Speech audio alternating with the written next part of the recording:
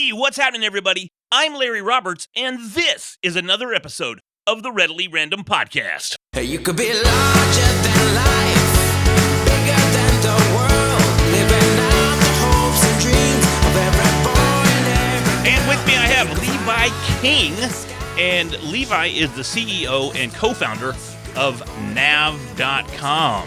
And my understanding is that Nav helps finance new businesses, small businesses, and all sorts of other businesses.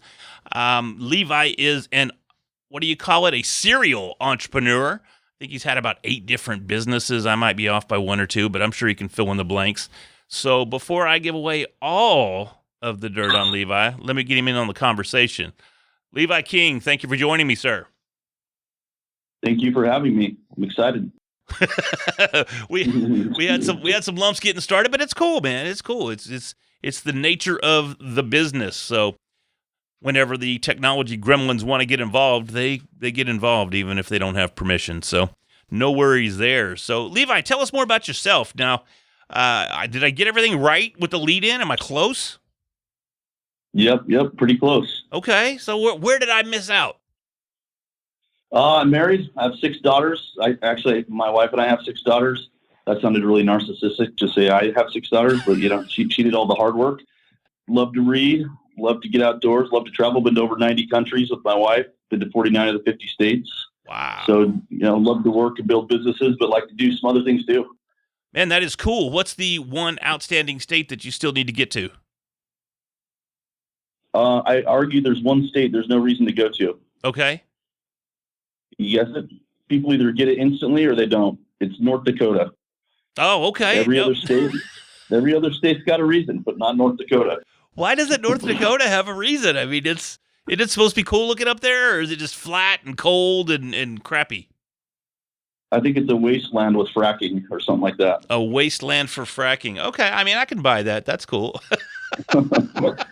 As long as you don't say Texas, I think we'll be all right. So you say Texas, yeah, you're going to have to take lots of reasons to go to the Republic of Texas, for sure. No doubt about it. So you said you've been to 90 different countries? I mean, that's like the whole world. Yep. No, I've got another 100 and some to go. This year it'll be either 12 to 15 countries visited this year, headed to Saudi Arabia, Oman, and UAE next week. Wow. So you haven't been over there yet? I've been to UAE twice, but not to Oman or Saudi Arabia. Gotcha. I've had some buddies go over there, and they say that it is, when you're in the right areas, it's phenomenal. It's they've gone over there to compete in some mixed martial arts fights and come back with some stories to tell. So, but best of luck on that one. I think you'll have a good time over there. That should be awesome. So let me ask you this. What takes you all over the globe? Is it just the hobby, or is it part of NAV, or... No, but I joke with people, it'll sound silly, but the world beckons. My wife and I both were born with it. We want to see the world and just see it. So we've been to some places lots of times, but trying to see new places every year. Love the different cultures, different people, just see a little bit of different fabric than what I saw growing up in rural Idaho here in the U.S. And a little bit of it has been work. Like this is actually a fundraising trip where we're going to go plant seeds with investors and say, hey, next year we want a check for 50 to 100 million bucks. Do you want to get to know us? And made a couple of business trips to China, one to Brazil. The vast majority has just been for fun, just to get to know other cultures and places. Wow, that's amazing. So that is what you do. You travel the world and you find investors for startups or small businesses, or a combination of are you a shark? I mean, that's basically what we're getting at. Are you a shark? Do I need to pitch you my idea? No. So we've raised $100 million in venture capital from Kleiner Perkins, Experian, Goldman Sachs, Point72, lots of reputable investors. We don't lend any money. So at the heart of our business, we have a data platform with intelligent software and content that wraps around your credit financial data as a small business, so that we can give you robo-advising, automated. Hey, do this, don't do that. You'll find more profits here.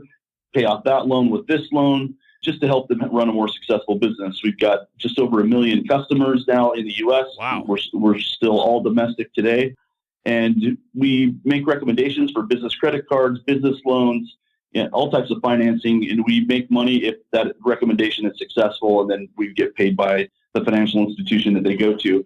So we don't take balance sheet risk. We want to be Switzerland. We want to be the truth teller across all creditors and lenders to small business so that they don't get taken advantage of, so they can get better and better options over time. Got a little tax lien on your credit you don't know about. Now you can't get a business credit card, so you're in something subprime. Our product solves for all of those things. So now, is this software, is it built in-house or? Yep. Yeah, we've got 60 or so engineers, data science folks, machine learning engineers, and then just overall about 140 folks at the company. 12 salespeople and lots of product folks, designers, a lot of folks in marketing. Almost everything we do is digital. And so, lots of talented folks at our company, but lots of engineers. So now, are you based out of California, or where are you out of?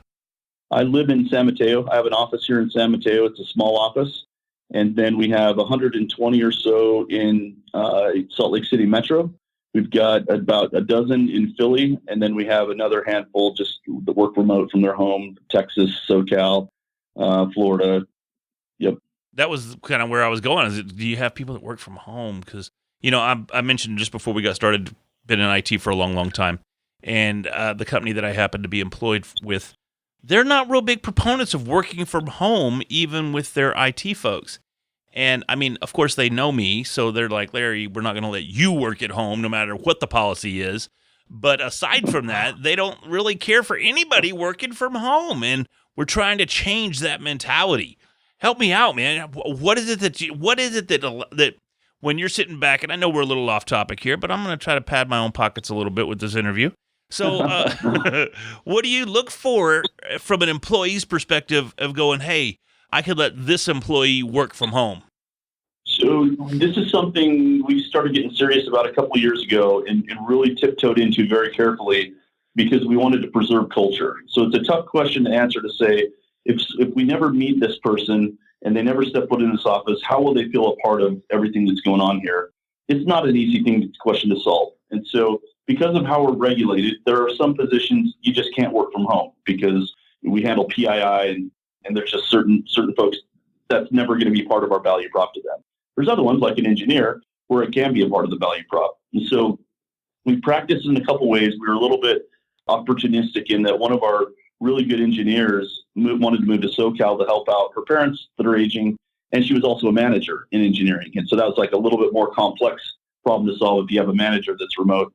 I won't go through the whole playbook, but for our business, it just ended up being a lot of things like, this cross-functional group that has stand-up every morning, they're all on video, not just her, because then, if she's on a screen and they're all standing up, that's not the same experience. And so our engineering team was really thoughtful about how they did it. But at the end of the day, you asked about the type of person. I think as a company, you have to get comfortable with only caring about outcomes and behavior and other things like you got to meet our values. But at the end of the day, why do I care where you're working if I'm getting the outcome? And especially if it adds to your quality of life to work somewhere other than the office that I put in place. Hopefully that makes you a more loyal, dedicated member of the team. But that, first and foremost, that's it. Like people that can drive for the right outcomes all on their own, and they don't need to rally and cry. They don't need someone looking over the shoulder. And there's some people that need that. There's nothing wrong with that either. Those type of people that they shouldn't work from home. But that's maybe a longer explanation than you wanted, but that's a little bit about how we think about it. No, it's great. I'm going to take the transcript and I'm going to take it straight to work tomorrow, and I'm going to say, look, here is what's going on in the real world outside of these walls. No, we're a massive company, but it's an old school mentality, but they were founded in 1919, so it's kind of hard breaking away from that mentality to a certain degree. So, but anyways, that's not why we're talking. We're talking to talk more about you than anything else. I think I mentioned 8 previous businesses or 8 businesses total. Is it something that you do you found a business, grow it, and then sell it? Or did those other 7 or 8 just not quite pan out?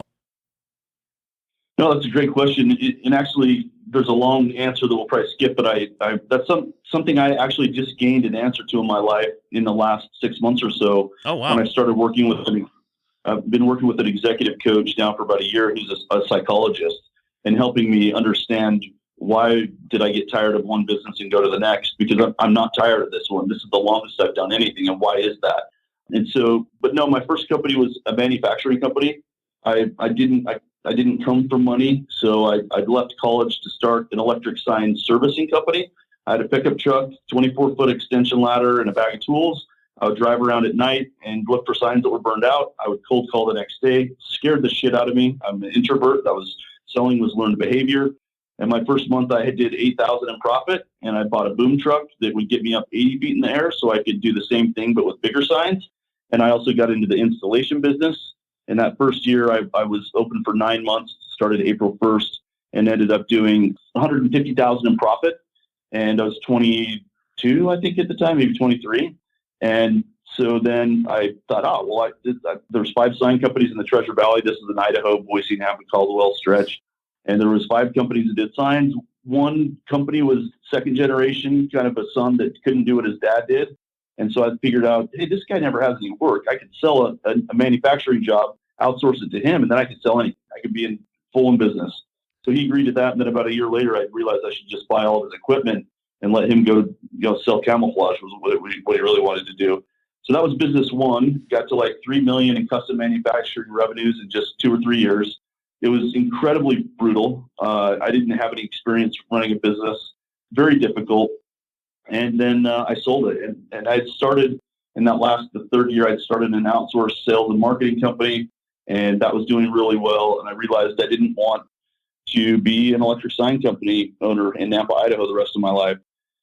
And then there was other small businesses. So I sold that. I owned a hotel, franchisee in the restaurant industry, and some very different industry verticals, which is not normal for small business owners. It's normal to be a serial entrepreneur, but it's not normal to go, I would have sold my manufacturing and figured out a different manufacturing opportunity.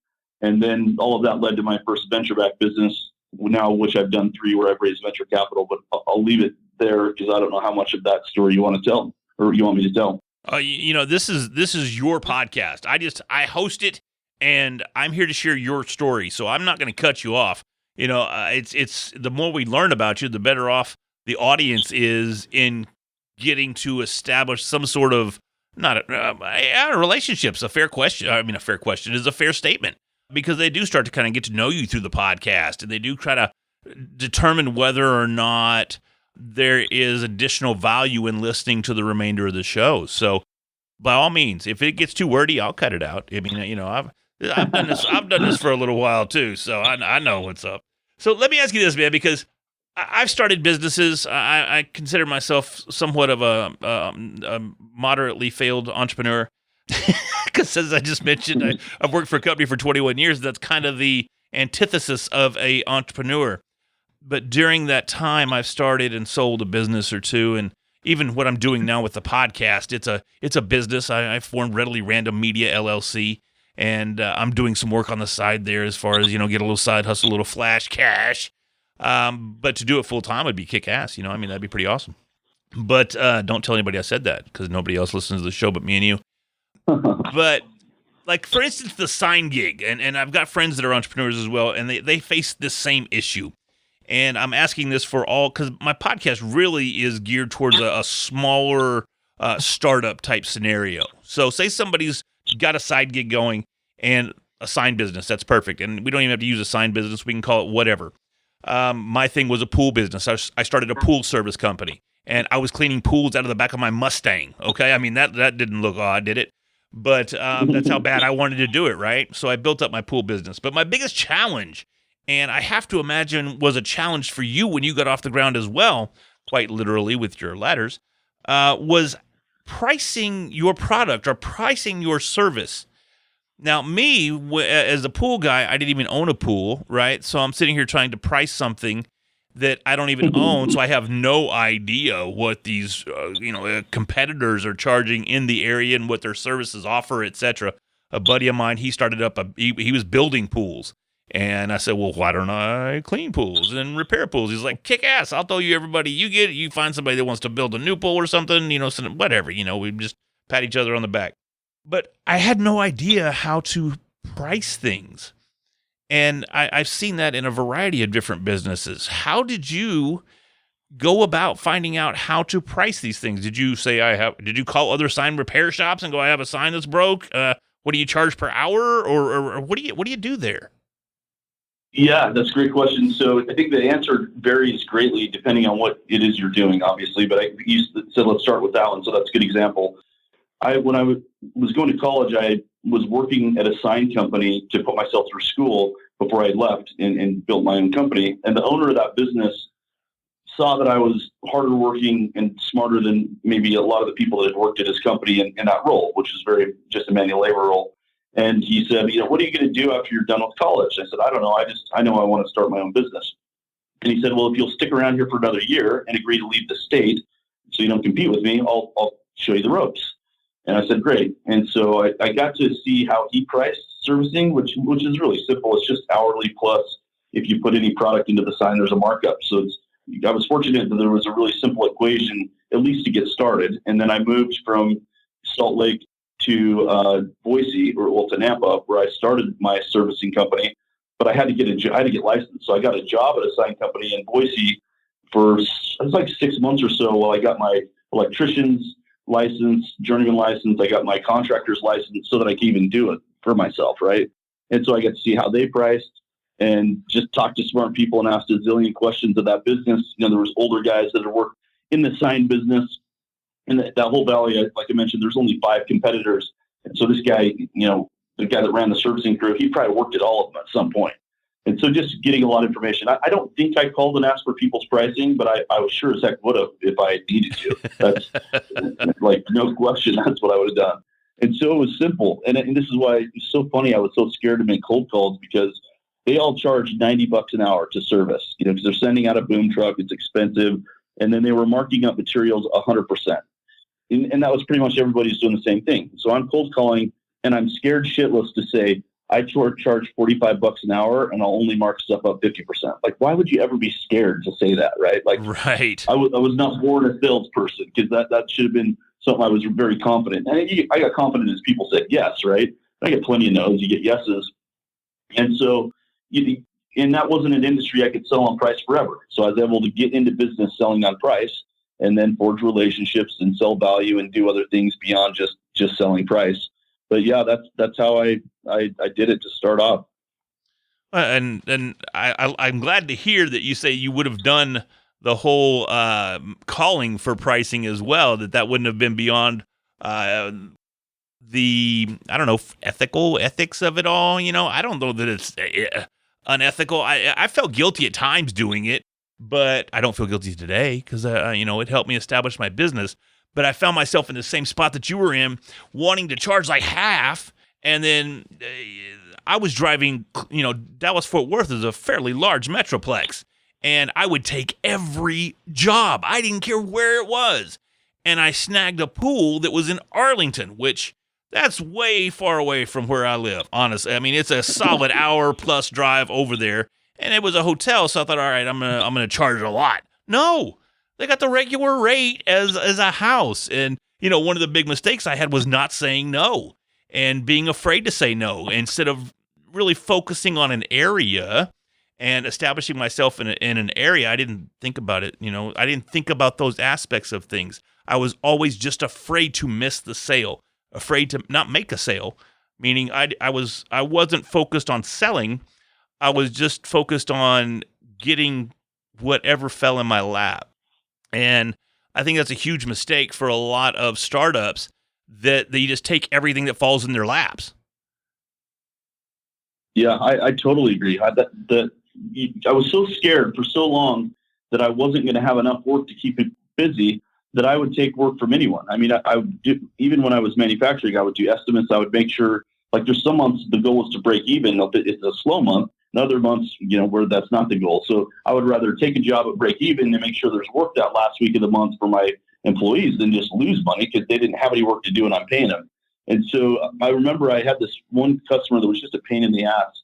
We were doing a complete remodel for Papa John's or Taco Time or something. One of those like tier 2 franchises. And franchisees are local owners. So he owned like 5 or 6 locations in the Treasure Valley. I did one job. He never paid. He was so slow to pay me. He was just brutal to work with. And I was had started my other company at the time, and I was sitting in Alabama, this mortgage bank I was trying to sell something to, and I read this article in Inc. magazine that was the concept of firing customers. And that was like blew my mind. Like, wait, what?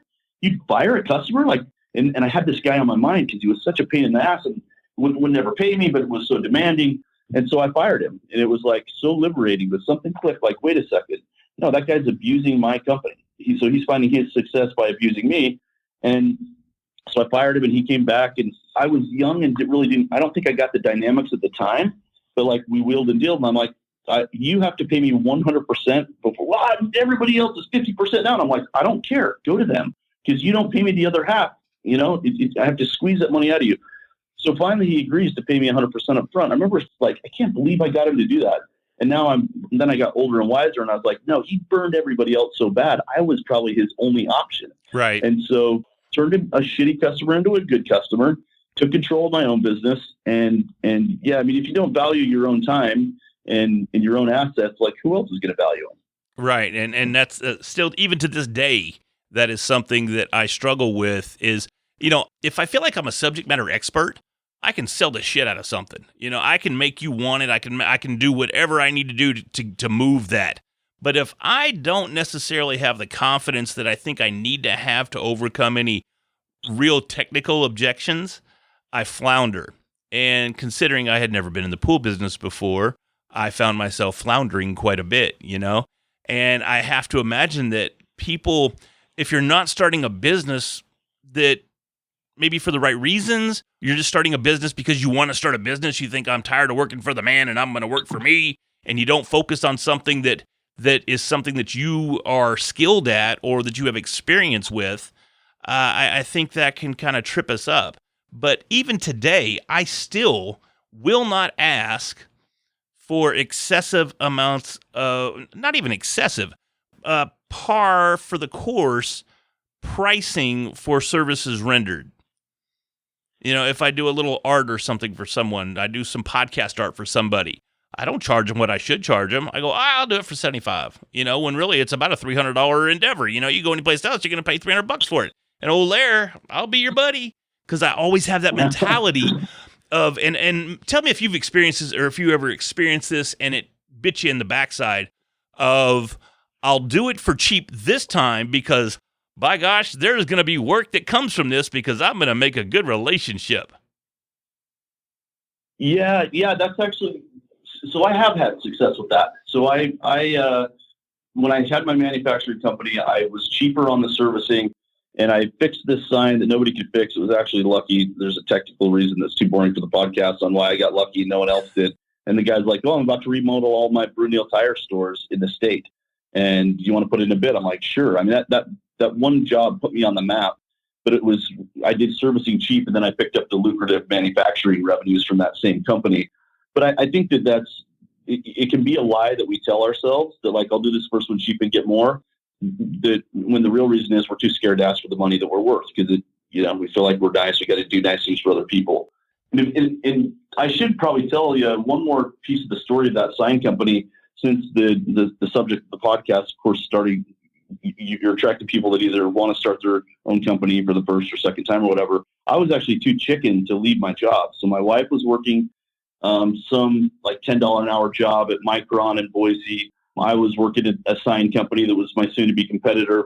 I was so naive. I went to the guy who owned it when I got my licensing, and I did all the math. And I figured if this guy will let me work Monday, Wednesday, and Friday, between my job and my wife's job, we could actually break even. So even if this business doesn't make anything, we'll be okay. And I went to him and I was like, hey, Bob, I want to see if I can go part-time. He's like, why? I'm like, well, I want to start a sign company too. And he's like, this guy's probably like 70. And he's like, all right. And I'm like, oh, no way, sweet. I was so excited. And I was so naive. I didn't even realize, like, I'm telling this guy, I want to be your competitor. Can I please stay on payroll? And then a couple weeks later, I was doing a job on a Saturday. Somebody spotted me with my pickup truck with my little, printed at Staples magnet on the side that said King Electric Signs. He calls me into his office and he's like, hey, somebody said they saw you in your truck over the weekend fixing a sign. And I'm like, yeah. He's like, what the hell are you doing? You're a competitor. I'm like, I was just here in your office a couple weeks ago, and I told you that's what I was going to do. And he's like, how old are you? Like 20? Like, I didn't think you were serious. I just thought you got some crazy idea and you were going to say you wanted to go back full time. And I was like, no. He's like, you're fired. He did it in front of people, like yelled at me. I remember being so confused, like, why are you so mad? Like, I told you. Yeah. You know, and I came back triumphantly later when I won, like, the Sinclair Oil account in my truck to come take the signs out of his boneyard for Sinclair Oil. Everybody running out and looking. But, yeah, no, I was too chicken. I bootstrapped my way into manufacturing. Isn't that crazy? Part-time with a ladder. Buy a boom truck. Get into installation. See this guy who's not doing anything, and I'll let him make the signs that I sell, and then eventually buy his. So in an 18-month span, I'm all of a sudden a bona fide electric sign custom manufacturer. Just crazy. Wow. That's an amazing story. It really is. And that fear of jumping out there, I think, is very common as well. And that's exactly why I still work for the company that I work for now. Because they knew I had the pool company, but it got to the point where it's either I got to jump ship and I got to go do the pool company full time because it's reached, it's too big. I can't do it from. And I had even arranged my hours at work. I think I was working 6 to 3, then I'd get off at 3 and go do the pool business. It had just gotten too big to be handling from 3 till, whenever dark or whatever, dark 30. And I was too scared, man. I mean, that's the bottom line. I was too scared to make that jump.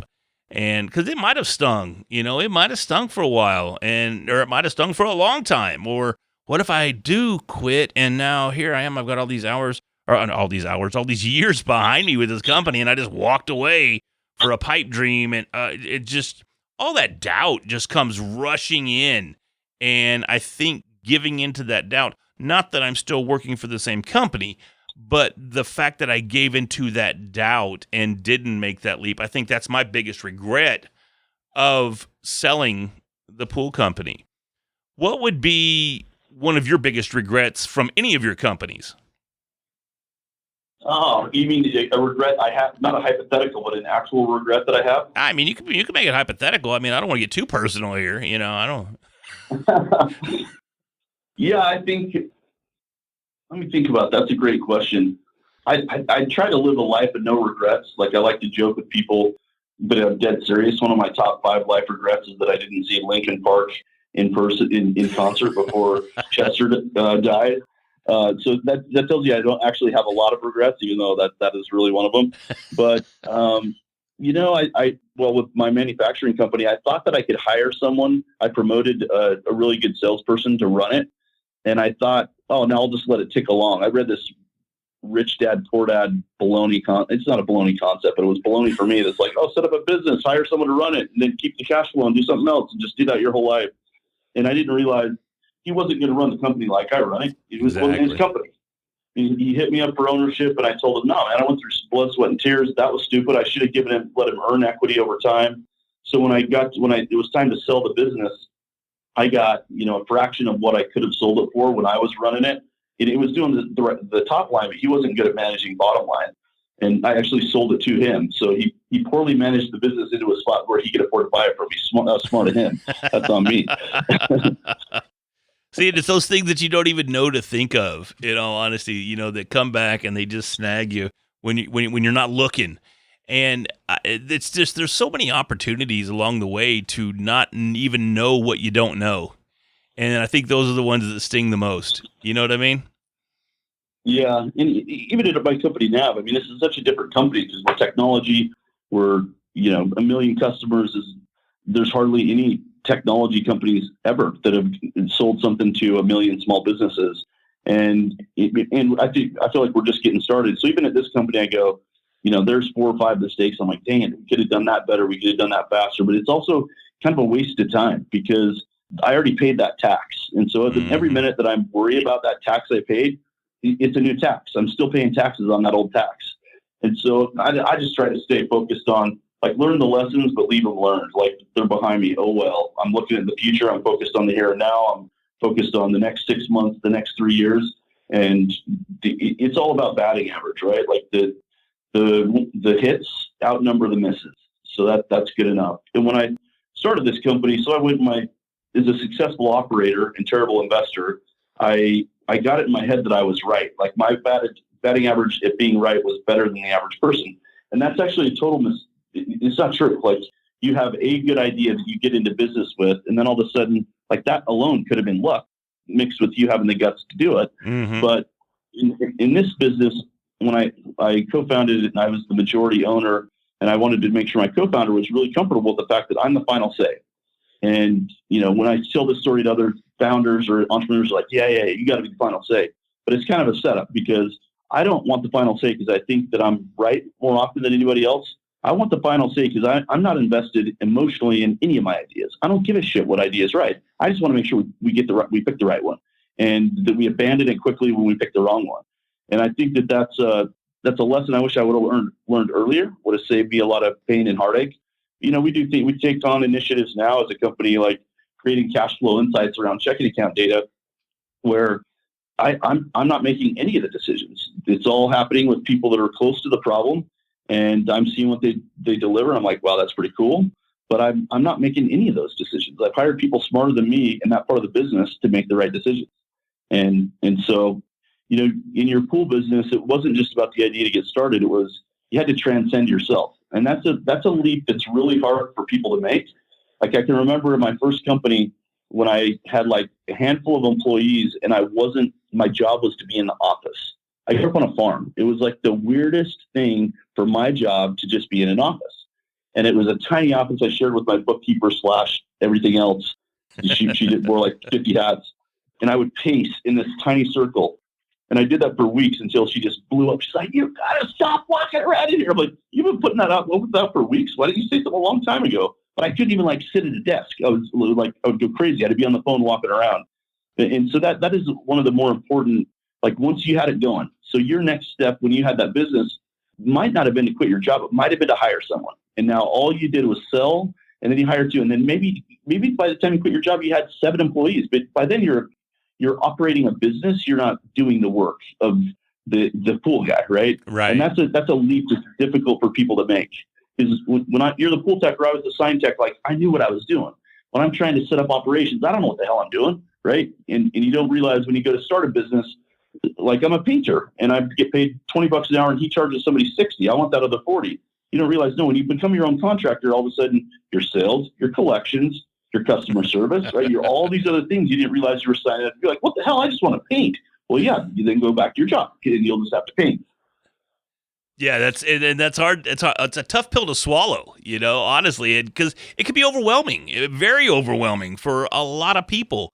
But, one of the things that really resonates with what you had just said was that you're not emotionally vested in any of the decisions that are made for your business.